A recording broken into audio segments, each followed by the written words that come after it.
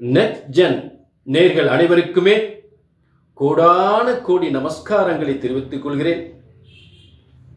இந்த சேனலுக்கு ஆதரவு கொடுத்த உங்கள் அனைவருக்குமே கோடான கோடி நன்றிகளையும் தெரிவித்துக் கொள்கிறேன். தொடர்ந்து நல்ல ஆதரவு கொடுங்க, சரிங்களா? சப்ஸ்கிரைப் பண்ணுங்க, ஷேர் பண்ணுங்க. இப்ப இந்த பிரபஞ்சத்தில் ஒவ்வொரு மனிதனுடைய ஒவ்வொரு பிறவியினுடைய கர்மயோக கணக்குகளை, ஒவ்வொரு மனிதனுடைய ஒவ்வொரு பிறவியின் கர்ம கணக்குகளை பிரம்மனால் கணிக்கப்பட்டு கணக்குகள் எழுதப்பட்டு அவர் ஏட்டில் எழுதப்படுகிறது.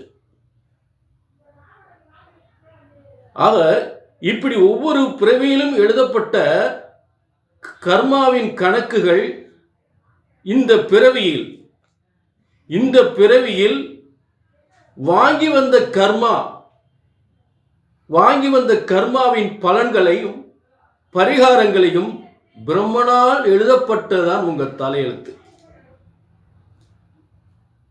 ஆக இப்பிறவியின் முழு யோகங்களை பிரம்மனால் எழுதப்பட்டது. அதுதான் பிரம்ம வேத ஜோதிட சாஸ்திரம். ஒரு ஜோதிடத்தின் பலன், ஒரு ஜோதிடராகிய நான் சொல்லக்கூடிய பலன் சரியாக நடக்கவில்லை என்றால், ஒன்று உங்கள் ஜாதகம் தவறாக இருக்க வேண்டும், இல்லை என்றால் சொல்லக்கூடிய ஜோதிடர் நான் தவறாக இருக்க வேண்டும். இங்கே பிரம்மாவின் கணக்குப்படி உங்கள் கர்மாவின் யோக பலன்களை, மறைந்த யோக பலன்கள், மறைந்த கர்மாவை கணக்கீடு செய்து உங்களுக்கு பலன்கள் வழங்கப்படுகின்றன.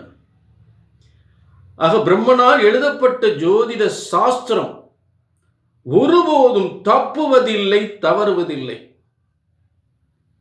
ஆக பிரம்மன் படைக்கப்பட்ட உங்கள் தலையெழுத்தை சரியாக கணித்தால் சரியாக நடக்கும். இப்ப இன்னைக்கு என்ன பார்க்க போறோம் அப்படின்னா, மார்ச் மாதம். இந்த மார்ச் மாதம் பஞ்சம கிரகங்கள், 5 கிரகங்கள் கும்பத்தில் இருக்கக்கூடிய ஒரு சிறந்த யோகமா பாதகமா என்ன செய்ய போகின்றது என்பதை, இந்த 5 கிரகங்கள் கும்பத்தில் இருக்கக்கூடிய யோகத்தை இந்த மார்ச் மாத பலன்களாக பார்க்க போகின்றோம். சரிங்களா? ஆக இது ஒரு பொதுவான பலன். உங்க தனிப்பட்ட ஜாதகத்தை பார்க்கணும்னா அதுதான் உங்களுடைய கர்மா, அதுதான் பிரம்மன் எழுதிய கர்மா. அதை பார்க்கணும்னா கீழே நம்பருக்கு நோட் பண்ணிங்க, ஒரு அப்பாயின்மெண்ட் வாங்கிக்கோங்க. இப்போ எல்லா ராசிக்குமே அந்த பஞ்சம கிரகங்களுடைய யோக சக்தி மார்ச் மாத பலன்களாக 5 கிரகங்கள் சேர்க்கை அப்படின்னு சொல்லக்கூடிய மார்ச் மாத பலன்களை பார்ப்போம். மகரம், காலபுருஷ தத்துவத்திற்கு ஜீவனஸ்தானாதி 10ஆம் இடம். இந்த 10ஆம் இடத்திற்கு 2ஆம் இடத்தில்தான் 5 கிரகங்கள் சேர்க்கை.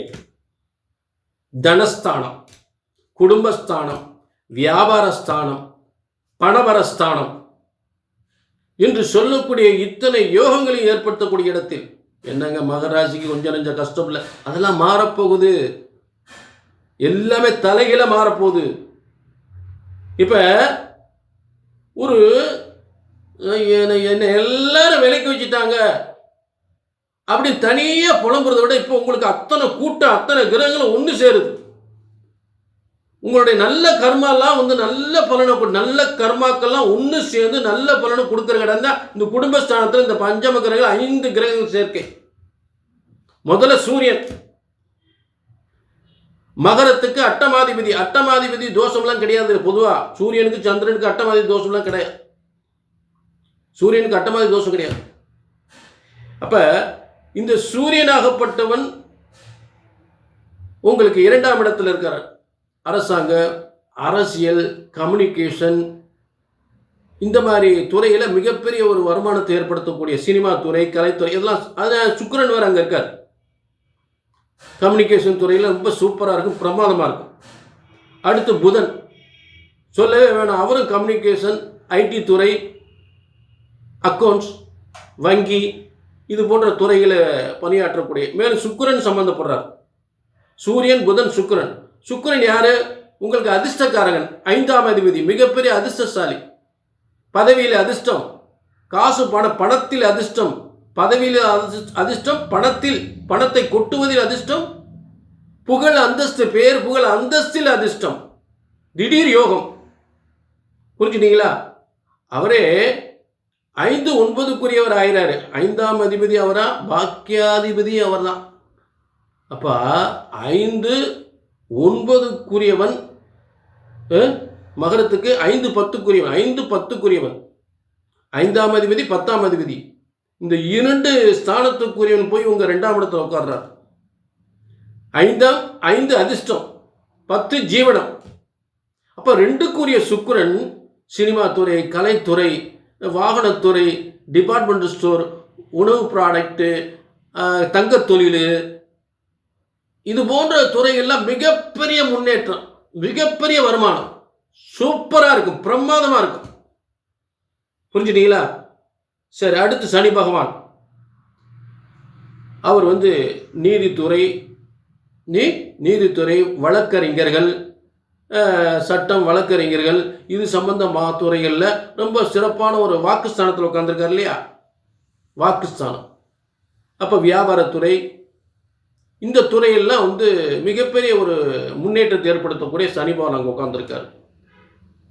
குடும்பத்திற்கு நல்ல ஒரு வருமானத்தை தரக்கூடிய இடத்துல, தனஸ்தானத்தில் சூரியன். அடுத்து செவ்வாய்.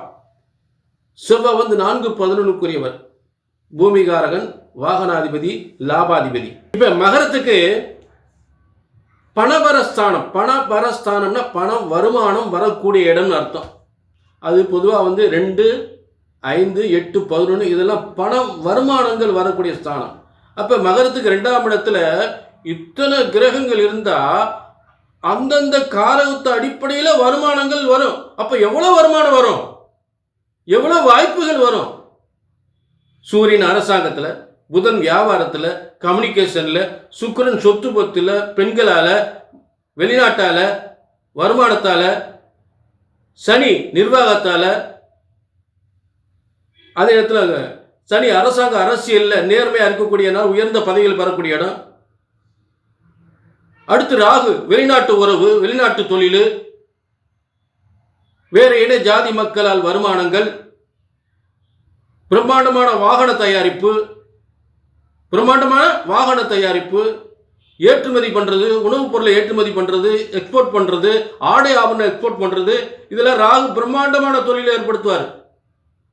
செவ்வாய்